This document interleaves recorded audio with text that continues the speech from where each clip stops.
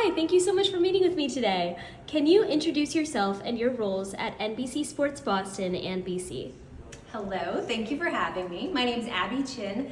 I am the sideline reporter for the Boston Celtics on NBC Sports Boston. This is my 13th season covering the team, which is insane.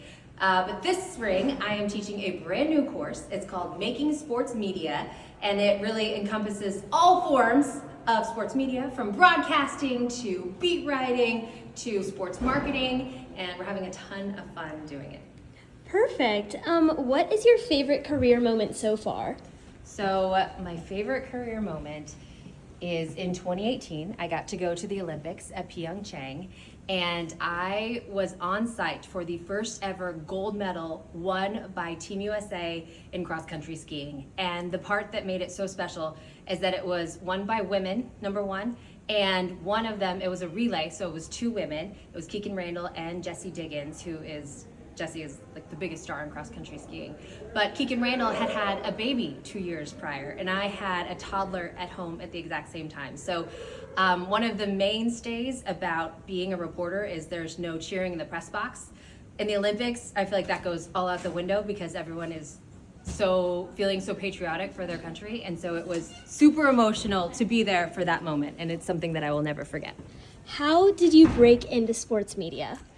So it's an interesting question. I am not sure that this is the most politically correct answer, but I was a diversity hire at ESPN, actually. They were looking for diverse candidates, and I had applied for an internship 2 years prior, but my resume floated to the top of the pile because, number one, my last name is Chin, and number two, I'm a woman in sports.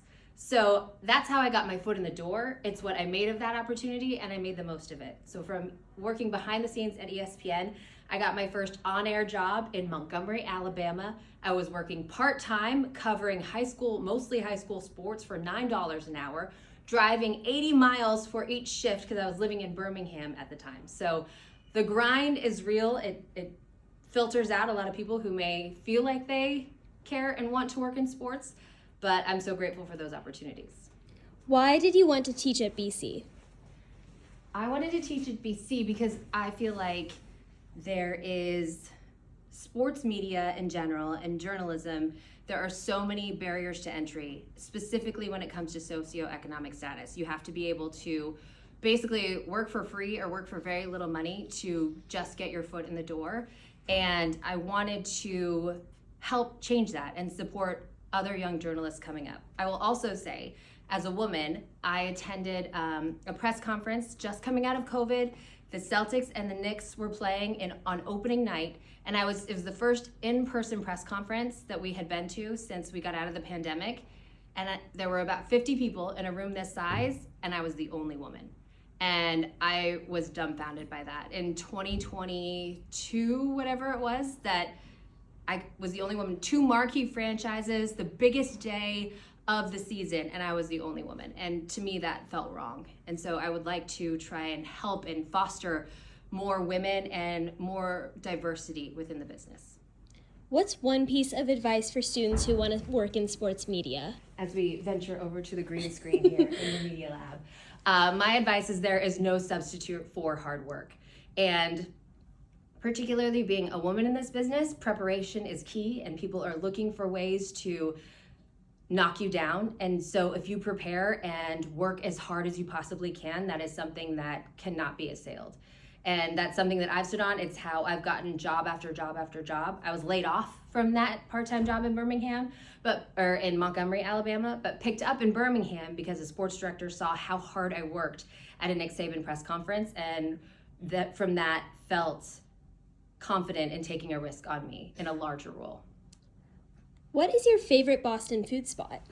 My favorite Boston food spot currently is Spring Shabu Shabu. It's actually not that far from campus, but it is, you get your own hot pot, and there is a buffet of vegetables, so you can make your own basically ramen or soup, whatever you want, especially in Boston when it's so cold. And then they also have matcha soft serve ice cream, so just the perfect cherry on top. What is something people wouldn't expect about you? So my dad is Chinese, 100% Chinese. That's why my last name is Jin. But he actually grew up in Jamaica and then immigrated to the United States for college. So my grandmother, I call her Popo, she's amazing, but she has a Chinese, Jamaican, Canadian accent, and it is the most interesting thing. And the food that she cooks is also a combination of all of those three cultures, and it's just so interesting and something I feel like really shapes who I am today. What is the most rewarding part of your job? For sports, the most rewarding part of my job is that I get to be there for insane moments that are life-changing. I got to be in the locker room for the champagne celebration when the Celtics won the championship in 2024 and speaking to the players who, especially a guy like Jaylen Brown, who has worked his entire life and had to deal with so much adversity to get to that point, and then to actually be able to realize their dreams was something just incredible to witness. I also really enjoy that every day is different. While every day is largely the same routine, every story, every game, every player has a different story, and I get to be the one to tell those stories. Thank you so much. It was so nice talking to you. Thank you for having me. Good luck this semester.